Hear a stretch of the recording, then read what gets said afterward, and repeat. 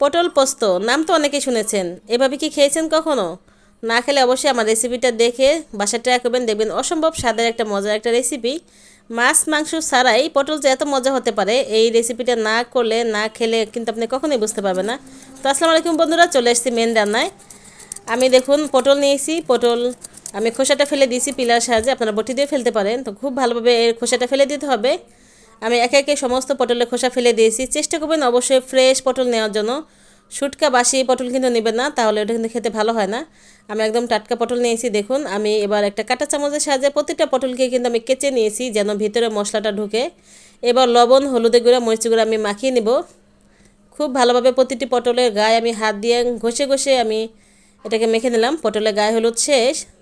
এবার একটু এটাকে রেখে দিব কিছু সময়ের জন্য, যেন ভিতরে মশলাটা ঢুকে। এবার চলে এসেছি মশলায়। পোস্ত নিয়েছি, আমি দিয়ে দিলাম সরিষা, 1 চামচ পোস্ত, 1 চামচ সরিষা, এটা আমি টেবিল চামচ নিয়েছি মেজারমেন্টের। 1 টেবিল চামচ দিয়েছি গুঁড়া দুধ। কাঁচামরিচ নিয়েছি আমি 4টা, লাল সবুজ মিলিয়ে, 2 কোয়া রসুন, একটা পেঁয়াজ, বড় সাইজে একটা পেঁয়াজ নিয়েছি 4 ফালি করে, লবণ দিয়েছি স্বাদ মতো, দিয়ে দিলাম হলুদ গুঁড়া, মরিচ গুঁড়া। মশলা বলতে আমার আমি আলাদা কোনো মশলা দেব না, দিয়ে দিলাম পানি। এবার এটাকে পেস্ট করে নিব। সমস্ত মশলা আমার দেওয়া হয়ে গিয়েছে, আলাদা আর কিছুই দিতে হবে না। তো চলুন রান্নাঘরে চলে যাই। পটলটা আমি অনেকক্ষণ ম্যারিনেশন করে রেখে দিয়েছি, যেন সমস্ত মশলাটার ভিতর ঢুকতে পারে। একটু সময় নিয়ে রেখে দিয়েছিলাম। এবার তেলের ভিতরে ভেজে নিব পটলটাকে। এটা একটু সময় নিয়ে ভাজতে হবে, কারণ আমার পটলটা আস্ত পটল, বড় বড় একটা পটল নিয়েছি, এবং ভিতরটা কিন্তু আমি এটাকে 2 ভাগ করি নাই, যার কারণে যেন ভিতরটা সিদ্ধ হয়, ভিতরটা যেন কুক হয়, সেটা ফলো রাখতে হবে। একটু সময় নিয়ে এটাকে রান্না করতে হবে। পটল তো সিদ্ধ হয়ে যাবে, যেন মশলাটা ঢুকে সেটা চিন্তায় রাখতে হবে মাথায়।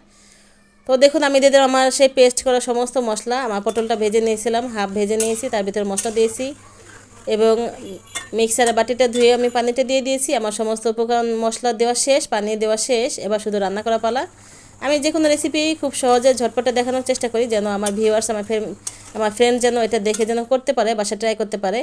অনেক হয়তো বলতে পারেন আপনি তো সরিষা দিয়েছেন, সরিষা পটল বলতে পারতেন। হ্যাঁ, আমি তার অনেক কিছুই দিয়েছি, গুঁড়া দুধ দিয়েছি এবং আরও মশলা দিয়েছি। তো পোস্তটা দেওয়ার জন্য কি হয়েছে, এটা টেস্টটা অনেক গুণ বেশি হয়। সরিষার যে স্বাদ হয়, কিন্তু পোস্ত দেওয়ার ফলে কিন্তু স্বাদটা সমস্তটা চেঞ্জ হয়ে যায়। সরিষা দেওয়ার ফলে গ্রেভিটা একটু গাঢ় হয়েছে, কিন্তু সরিষা থেকে কিন্তু এখানে পোস্তর স্বাদটা বেশি আসে, পোস্তর যে ফ্লেভার, যে মজা। দেখুন আমি রান্না শেষে দিয়ে দিলাম ঘি। আর রান্নাটা মিডিয়াম হিটে রান্না করবেন, তা নাহলে কিন্তু ঝোলটা শুকিয়ে যাবে। মিডিয়াম হিটে একটু সময় নিয়ে রান্না করবেন, যেন ভিতরে সমস্ত মশলাটা ঢুকতে পারে। আর এই ঘিটা দেওয়ার ফলে অসম্ভব একটা ফ্লেভার আসছে পটল থেকে, মানে ফ্লেভার শুনে বোঝাই যাবে না, এর ঘ্রাণে বোঝাই যাবে না যে এটা আসলে পটল রান্না করেছি। তো দেখুন শেষে আমি ধনে পাতা দিয়ে গার্নিশিং করলাম। তো এটা অপশনাল, দিতে পারেন নাও দিতে পারেন। সত্যি কথা কি বলবো জানেন, এটা এত মজা হয়েছে যে আমি এই কড়াই মুছে আমি ভাত খেয়েছি। তো এর ঝোলটা বেশি মজা, আসলে ঝোল পটল দুইটাই অসম্ভব মজা। আল্লাহ হাফেজ।